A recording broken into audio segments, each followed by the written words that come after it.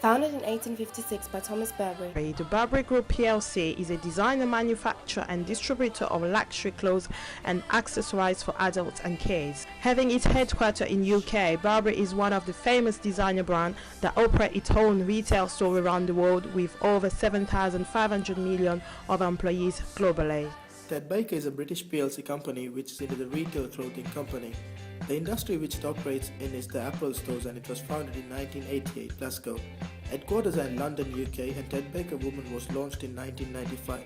Ray Kelvin is the managing director for Ted Baker.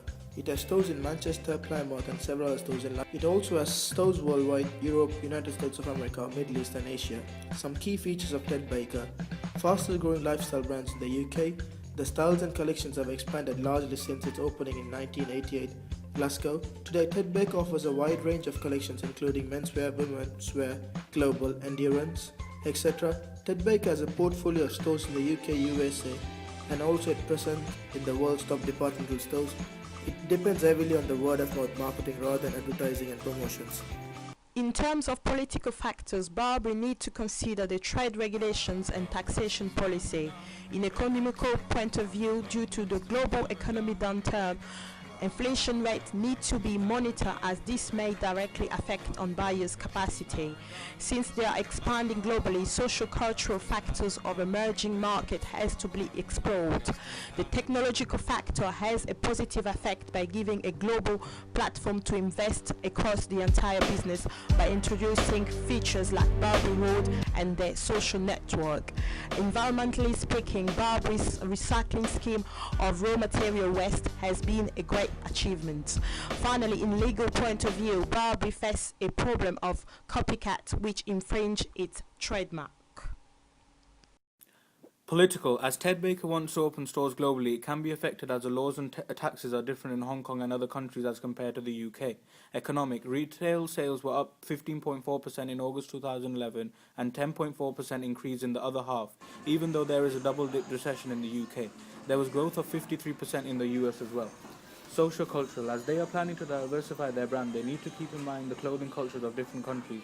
For example, Japan has a Western style of clothing which suits Ted Baker perfectly. Technological. The company uses modern technology to make services better for customers. Ted says that if customers have any issues, they can video conference with him directly and discuss it with him.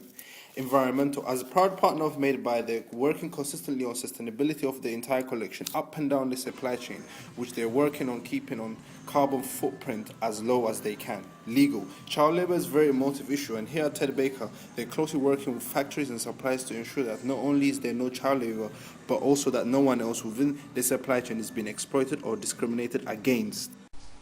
Their suppliers and customers' bargaining power is weak due to an existing price sensitivity, brand loyalty, and good relation with the raw material suppliers.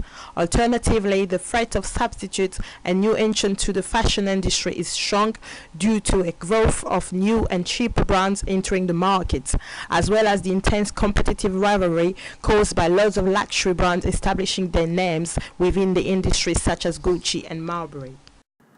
Named after Michael E. Porter, this model identifies and analyzes 5 competitive forces that shape every industry and helps determine an industry's weakness and strengths. It's literally a tool which is used by companies to analyze the industry and corporate strategy development. The Porter's 5 forces will be related to Ted Baker's PLC. Rivalry among firms. According to Ted Baker's report, their main competitors are Calvin Klein, Marks & Spencer's Group, Lipsy Limited, Arcadia Group Limited.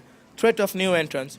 Compared to Burberry, the threat of new entrants is high because Burberry was established in 1856, whereas Ted Baker was established in 1988. Threat of substitutes. It's high in this kind of market because it's retail clothing industry and there are many firms within this industry. Bargaining power of buyers is low due to the prices. However, they have brand loyalty, but according to reports, if there is cheaper brands with quality, loyal customers could switch. Bargaining power of suppliers.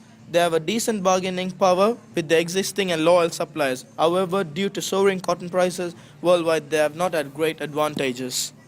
The biggest strength is the strong branding, and furthermore, licensing growth delivers high incremental return on capital. One of the existing weaknesses lies in apparel segment, which has increased fashion risk and still accounts for most of the company's profits. One of the biggest opportunities is increased distribution of the Burberry London International line, especially in Japan. One of the biggest threats is that the company is a monobrand and the trademark check is caused, so there is increased fashion risk and counterfeiting. Strengths: geographical diversity. Ted Baker have stores in UK, Europe and Hong Kong. They don't only concentrate on UK profits, but profits globally. Broad product range. They have a broad product range which includes menswear, womenswear, formal accessories, lingerie, sleepwear, children's wear and watches.